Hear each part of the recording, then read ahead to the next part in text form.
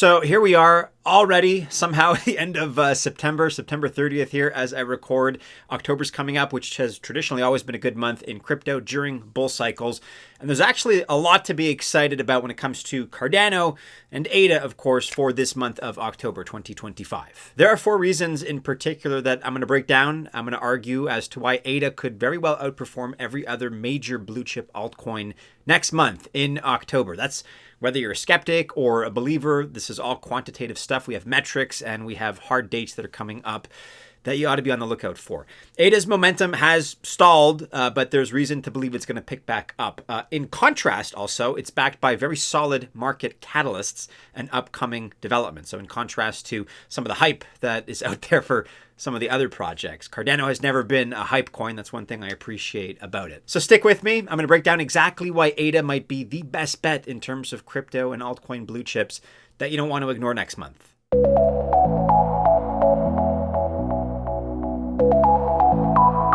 Welcome to the channel. My name is Maddie and this is Altcoin Buzz. All the best of luck. If you choose to invest ADA or otherwise, I wish you well. Just remember, I am not a financial or investment advisor, and by extension, this video is not official financial or investment advice. Okay, the first of those 4 reasons is stablecoin staking on Cardano. Obviously, this is massive, the fact that stablecoin staking is coming to the project. Cardano is launching stablecoin staking via a new protocol called Minotaur. You may or may not have heard about that. Our team at Altcoin Buzz discussed this back in April of this year, April 2025. But of course, as with many things on Cardano, projects take time. Initiatives take time. They're not exactly rushed. I'd say that Cardano's kind of like the rock star of cryptocurrency. If you play rock star games like Grand Theft Auto, they're kind of released when they're done. Projects are done when they're done. So as far as Cardano goes, although it's the Cardano roadmap, yes, 2025, there is actually no guarantee that it's going to arrive soon. It'll be ready when it's ready. But nonetheless, it's a good development for really anybody who uses Cardano because it's going to give a boost to Cardano's DeFi ecosystem, surely. Now, staking stablecoins has a major benefit. Just by virtue of the activity, it reduces volatility. And with altcoins, of course, there's a lot of volatility when it comes to price action, even for the bigger ones. On the other hand, though, stablecoins are a lot less volatile, and you can still unlock yield. The Cardano Foundation recently launched their 2025 roadmap. In this roadmap, there are big plans to boost stablecoins, as well as DeFi and RWA, real-world assets. One of its key points is to boost liquidity in stablecoin projects, which could be as high as an estimated 8 to even 10 million ADA. The second step is to include the Stablecoin DeFi Liquidity Budget Protocol. This Cardano Treasury Initiative plans to allocate 50 million ADA to boost liquidity, and it's aiming to have stablecoins within Cardano's DeFi ecosystem, which would be equal to about $40.5 million. So overall, the stablecoin staking is going to help turbocharge Cardano's DeFi ecosystem. And that, of course, has the potential to do things like lower fees, to increase liquidity pools, to drive further user adoption over the course of the next year, 2026. And as such, it is a strategic move, of course, by Cardano because it allows for stablecoins to be a yield-generating while simultaneously low volatility asset within that ecosystem. So logic would follow that this supports both stakeholders and broader DeFi growth. It's a pretty good move all around. Reason number 2 here is the Senate Banking Committee Roundtable. Cardano's founder, Charles Hoskinson, of course, he confirmed that he's joined the Senate Banking Committee's roundtable. This took place on the 17th of September. So the attendees discussed really all things crypto market structure and legislation, and the roundtable included really top crypto industry leaders from Ripple, from A16Z, from Kraken, Coinbase, Multicoin Capital, Paradigm, Circle, and others. And so as you can see, it's a pretty impressive list of attendees. This also provided a wide spectrum of perspectives to lawmakers. And as I've already mentioned, the focus really was on crypto market structure legislation specifically. However, another agenda point was regulatory framework development for digital assets.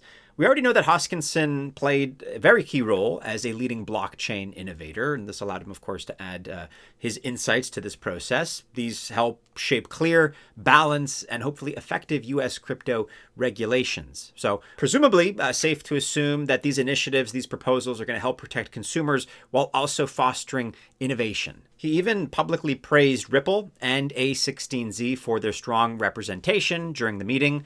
Furthermore, he also highlighted progress towards bipartisan legislation, which is expected later this year in 2025. The crypto landscape keeps evolving. Of course, that's inevitable. So Hoskinson, to his credit, has shown us that he also keeps a finger on the pulse of this ever-changing landscape. There's always something new, and he seems to be tapped right into it. So this whole process, this whole development really did underscore Cardano's commitment to regulatory clarity and constructive industry-government collaboration. The next big reason here to be excited about Cardano for October 2025 is maybe the reason that you're most familiar with. It's the likely possibility of a Cardano or ADA ETF. In about a month's time, the ETF approval jumped from 60 to 75% in that kind of range to the current 95%. In fact, even higher as I record right now, according to Polymarket, 96%. That is to say, based on the wisdom of the crowd, people are betting. 96% of people are putting their money down and are expecting some form of approval for a Cardano ETF at some point in 2025. Bloomberg is even more bullish when it comes to this. They're calling for a 100% chance of approval. However, things just heated up. Yesterday, the SEC, the Securities and Exchange Commission, asked various ETF issuers to withdraw their 19B4 applications. And for context, this does include Grayscale's Cardano ADA ETF. This has a final deadline of October 7th, 2025. However, the final decision was delayed to October 26th by the SEC.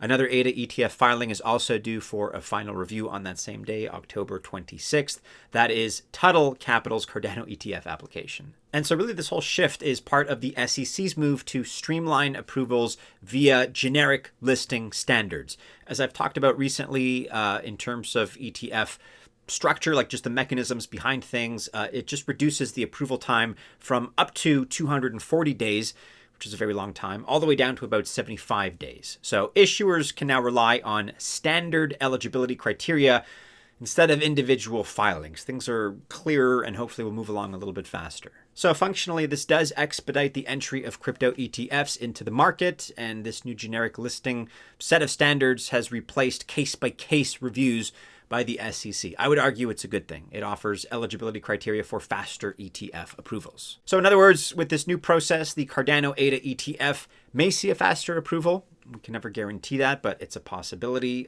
perhaps even ahead of that October 26th deadline. Who knows? But besides the ADA filing, other filings were also withdrawn. So for instance, the 19B4 filings for Solana, for XRP, for Litecoin, and the Dogecoin ETFs as well. Now, these withdrawals are procedural under the new system. They are not a rejection of the ETFs in their entirety themselves. But with this move by the SEC, you can expect a faster entry of crypto ETFs. Finally, big factor number 4 favoring Cardano is the fact that Franklin Templeton is running a Cardano node. This is a bit of a curveball here, a little unexpected, but running this kind of a node means operating the node software. This connects to and, of course, interacts with the Cardano network. So that means direct contribution to Cardano's decentralized infrastructure. Among other, tasks, responsibilities, you would validate transactions and forward information to other nodes. This is a pretty important cornerstone of a crypto network, and it's being done by a massive player in the financial world. This isn't somebody in their basement. This isn't a loose collective. This is Franklin Templeton that's running a Cardano node. If this comes as a surprise, I certainly can't blame you because after all, Franklin Templeton, as I've been implying here, is one of the world's largest asset managers. It has $1.6 trillion in assets under management. And so actively operating a Cardano node sends a very strong signal. That's my point of view, at least I'm sure you'd agree, because of course it shows that institutional trust and commitment to Cardano's blockchain technology is strong. It is a major vote of confidence in Cardano's smart contract platform, which in theory, things have to play out as they will, but in theory, this does position ADA and Cardano as a serious contender for institutional adoption because it brings TradFi, traditional finance, and blockchain technology one step closer to each other. So it's a positive. It's a really big positive, and Franklin Templeton's engagement should, again, in theory, attract more institutional investors. In turn, I think it's fair to assume that it's also going to boost ADA's market legitimacy, possibly driving positive price momentum. Although this isn't the hypiest kind of most sensational story out there, but still a good thing that should translate into positive price activity.